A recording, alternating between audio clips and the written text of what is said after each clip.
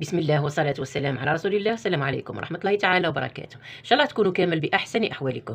عدنا والعود أحمد. دائما نقول لكم يا البنات الغايب في حكم الله اعذرونا. جبت لكم اليوم فائدة مفيدة جدا جدا جدا، وهو لبان الذكر.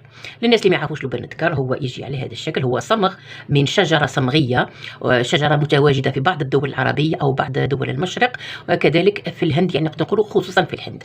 أثبتت دراسات عدة فوائد لهذا الصمغ. ما نقدرش نقولوا عشبة، انه هو صمغ.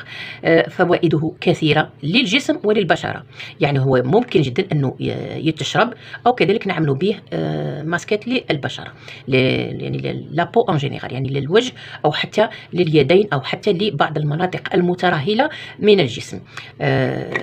نقدر نقول هو مضاد التهاب طبيعي، يعني اللي عنده الالتهابات، آلام المفاصل، راح يخفف الألم يعني بسرعة عجيبة، وكذلك يساعد في العلاج. ثاني هو مقوي الجهاز المناعي، يعني يحفز المناعة، يستطيع مقاومة الفيروسات، الجراثيم، وكذلك على الجروح. نقدر نقول هو ثاني معقم، يساعد في محاربة السرطان وخصوصا الكيماوي، يعني الناس اللي يديروا لا شيميو عندهم هذيك لي زيفي سيكوندير، يعني هي أعراض وخيمة، أعراض يعني مقلقة بزاف. كان الله بعون كل المرضى. هو يستعمل كمنقوع، نكون حلو نعته لكم. ولما يشرب راح يخفف بزاف هذه الأعراض. نحلو نشوفوا كيفاه يجي للناس اللي ما يعرفوش. يجي على هذا الشكل. هادو يا البنات موالفين يعني بكري، جدواتنا أمهاتنا كانوا يشريوه ويحطوه في الفم، يقولون روبوه، يخليوه حتى يطرى مليح، وعلى قد ما يطلق هذيك العصاره تاعو هما يبلعوها. كيف كان معروفه الفوائد نتاعو، يعني ما نقدرش نقول لكم اكزاكت من وقته، لكن انا في طفولتي كنت نشوف الاهل تاعي، يعني جداتي، امي، عمتي، كانوا يتناولوه. كنت نقول لهم اعطيوني معاه كم، ويعطيوني، كنت نلقاه مر. كنت يعني طبعا ما كانش يعجبني. هو حقيقه هو عنده مذاق مر قاطع، لكن اللي يشربوه طبعا راح يديروه كمنقوع. يعني نبيتوه ليله كامله. مثلا الناس اللي حايبين يتناولوه كدواء، مهما كانت العله اللي رايحين يتناولوه عليها. طبعا ما راحش الانسان يتناول عشوائيا. هو مجري الدم، يعني راه هو يخلي الدم يجري. من الأحسن الناس اللي يتناولوا أدوية ضد تخثر الدم أنهم ما يتناولوهش. يعني هنا راح نخدموا اون رياكسيون كما نقولوا كونترير. من أحسن التفادي للناس اللي عندها مشكلة سيولة الدم، ويتناولوا الأدوية ضد يعني باش للتخثر. سامحوني يا البنات. أكيد راح نوالف لكم على الأعشاب. الأفكار في راسي كثيرة، والتنفيذ على أرض الواقع هو اللي يبقى شوية ناقص. مفيد قلنا جدا للبشرة، يعني البشرة لأنه غني بمضادات الأكسدة، لي زونتي أوكسيدون. يقلل قلنا ظهور تجاعيد، البقع الداكنة، يزيل الكلف، الدسة. الناس اللي تعاني من الدسة، سيرتو المرأة الحامل لما تبداها الدسة تقدر تستعمله يعني موضعيا أو خارجيا، ما كان حتى مشكل. فقط قلنا ما تتناولوش المرأة الحامل، لأنه يسبب جريان الدم مما يؤدي إلى الإجهاض. اللهم عافانا وعافاكم، عافانا من كل الأمراض وعافاكم من أشياء كهذه. معقم ولائم للجروح، لأنه يحتوي على لي زونتي أوكسيدون يكونوا ضد البكتيريا، تمنع تكاثر البكتيريا أو الجراثيم، كيف يعقم الجروح. وأنا هذه جربتها، يعني من استعمالاتي الخاصة. الناس اللي يحبوا يتناولوه نقدر نقول لكم أنه يداوي أو يعالج المشاكل الهضمية ابتداء من الفم حتى القولون. أي مشكلة هضمية، يعني الفم تقدر نقولوا التقرحات اللي تجي في الفم، هذوك لي زافت. الناس اللي يعانيوا من رائحة الفم، اللي ممكن تاني تكون من لي زاميدال او من الكراجم، كيف نقولوا لهم لي زاميدال، نسيت يا البنات. الناس اللي عندهم الكراجم تاعهم حاشاك يقيحوا، كغرغره، ما نقولش شربوه، هو كغرغره. الناس اللي عندهم مشكل من الكراجم ورجع للفم، هنا يشلوا به الفم، يغرغروا به الكراجم ويحكموه شويه هكا في الفم مده، يعني 31 ثانيه، اللي كان قدرتي دقيقه، ونعاودوا حاشاكم نطيشوه. اما الناس اللي عندها مشكله من المعده، يعني فم المعده والمعده ونروحوا لي زانتيستان، يعني حتى نوصلوا للقولون. يعني ما شاء الله كل المشاكل الهضمية. هنا يؤخذ كمنقوع، يعني نحطوه في الليل، قلنا في كاس ماء، نغطيو هذاك الكاس. طبعا الماء اللي نشربوه دائما جا ما نخليوه عريان، لانه راح يمتص طاقات سلبيه، هذه معروفه. الناس اللي ما على بالهمش راني نعاود لكم او راني نخبركم. الماء اللي نحبوا نشربوه جامي نحطوا كاس ماء عند راسنا في مثلا الليل وكاو نعطشوا نوضوا نشربوه، او نحطوا داك الطاس الكبير تاع الماء. دائما الماء تاعنا باش نشربوه يكون في قاروره محكمه الغلق، او اذا جبنا كاس ولا طاس ولا نحطوا عليه حاجه تغطيه فقط. يعني لما تحبوا تحطوا فيه الكاس تاع الماء نحطوا فيه قطعه مثلا كهذه، هذه تكفي. هذه كي تذوب راهي تقلب لك الماء تقول راهو حليب، يعني يرجع كما يقولوا حليب مشمن. هذه تكفي، وعلى اساس انك راح تتناوليه يوميا. يوميا قطعه كيما هكا راهي تطلق لك في الماء تاعك، ونتناولوه على الريق، ونقعدوا نعاودوا العمليه حتى نشوفوا تحسن. طبعا الانسان ما يزيدش ما يفوتش اي حاجه زادت على حدها راهي تنقلب الى ضدها. انا من الاحسن نستعملوه من اسبوع، يعني من 7 ايام، من 10 ايام، ما نفوتوش، نخليو الجسم يريح شويه، ومن بعد نزيدوا نعاودوا. سي دي كور. جسم الانسان اذا والف على حاجه، اي حاجه اذا والف عليها راح يتاقلم عليها وما يعودش يتفاعل. على بها نقولوا اي تناولات للاعشاب نعملوهم ديكور، يعني من سمانه ل 10 ايام. ساعات كاين ديكور نمدهم انا حتى 15 يوم، ومن بعد يريحوا هذيك الاسبوع 10 ايام ثاني، ويزيدوا يعاودوا يرجعوا يشربوا على حسب المرض وعلى حسب العشب. هذه يعني جانبيا نتحدث له، يعني كمعلومه عامه. قلنا يا البنات هو يؤخذ كمنقوع، الناس اللي يعانيوا من جريان الدم ممنوع منعا باتا، يعني راني نهضر ونعاود، ممنوع منعا باتا لانه يجري الدم. اللهم اني بلغت، اللهم فاشهد.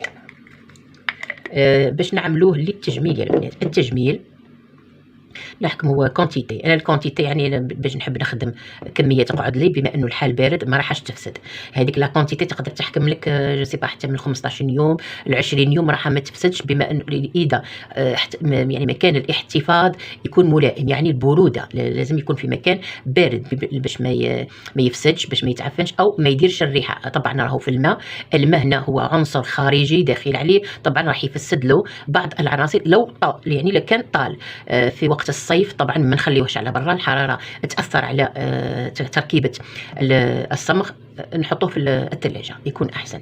كيف نديروه؟ طبعا نجيبو نحطو كميه، مثلا الا حبينا نستعملوا للوجه لمده 10 ايام نعملوا كميه كيما هكا، واحد الحفينه صغيره. هاي هذه نحطوها في برطمان او بلاره، زجاجه هكا يكون شويه الفم تاعها محلول. انا كانت عندي سجيه واحده يعني وجدتها وراني نستعمل فيها بهذا الشكل. يعني هذه تاعي راهي عندها اسبوع، كانت درتها هنا في الوسط، وبما اني نستعمل فيها راهي شوفوا وين واصله. نستعملها ليلا. البنات انا قلت لكم اني ما نعانيش من التجاعيد الحمد لله، لكن الترهل يعني لو ريلاشمون فاسيال، يعني لابو تهبط بفعل الجاذبيه، يعني لابو تهبط اوتوماتيك، يعني هذا شيء عادي وصاغي تو الموند. الانسان من الاحسن يحافظ على جماله، يحافظ على اناقته، يحافظ على البشره نتاعو، فقط كتحقيق ذات. يعني الانسان يحب يكون يكون في الطوب. هنا قلنا انا تاعي راهي واجده، استعملتها شحال من خطره، خليتها باتت ليلتين، يعني مش كيما المشروب. هنا باسكو كاينت فيها كونتيتي كبيره ودرت عليها النص تاع الماء هنا، وخليتها يومين، رجعت لي كيما هكا، يعني تقول حليب. ومازال كاين لتحت، يعني كاين اللي ما دابوش. كل ما نجي نستعملو نمخضها مليح، نرجوها مليح ونجي نستعمل. حبيتي تستعملي على الوجه بالبانسو ممكن، ما عندكش البانسو تستعملي بالكمبريسا غاز او بالقطنه، اضعف الايمان نديرو الصباح هكا ونستعملوه. عنده ريحه، يعني ريحته تهبل، يعني انا تعجبني ريحته. انا نستعمل فيه للوجه بور لو ريلاشمون تحت الدقن، وبدا يجبد على الكيف يا البنات. والله قاعده نشوف التغيير. عندي ثاني هذيك الناس، كاين الناس اللي تدير لهم ذاك الأونز بين العينين. انا كان عندي أونز بصح انا نحيته بالابر الصينيه، يعني عندها بزاف. قعد لي الان، يعني هذاك الان ثاني سفريت معاه ما حبش يروح لي. مره على مره نعمل الابر، ودرك راني نعمل في المنقوع لبان الذكر. نعمل في الوجه، قلنا في ثاني نعقبوه على البلايص كامل، نخليوه يشيح ونزيدو نعاودو ابليكاسيون واحده اخرى، يعني باش تكون طبقه شويه سميكه. واش راح تحسوا البنات؟ راح تحسوا هو يشيح والمنطقه تجبد، راح تسوحوا الشد في المنطقه اللي حطيتو فيها. الناس اللي عندهم ترهلات البطن تقدروا تستعملوا كونتيتي كبيره وتستعملوه ثاني على منطقه البطن، يشيح بك شويه. وخلوا الملابس تاعك مع ديما نقولكمش يعني لازم تلوي، ما كان له تلوي المنطقه او تغلفي المنطقه، بما انه راح يشيح، هو يشيح او ميم طون يدير الشد. الذراع، يعني تحت الذراع، الناس اللي عندهم ترهل تحت الذراع، قلنا تحت الذقن، يعني اي مكان حبيتي ينقص لك ترهل فيه، ما عليك غير تشربي هاد المنقوع. انا نستعمله بالطريقه هذه. كاينه طريقه اخرى اللي يستعملوها مع الفازلين.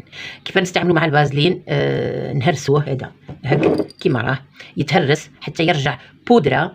الفازلين نحميوها في ان بان ماغي ونزيدوا عليها شويه الويل دو بارافين. ما عندكش الويل دو بارافين تتباع في الصيدليات، ما عندكش الويل دو بارافين نزيدوا عليها زيت اللوز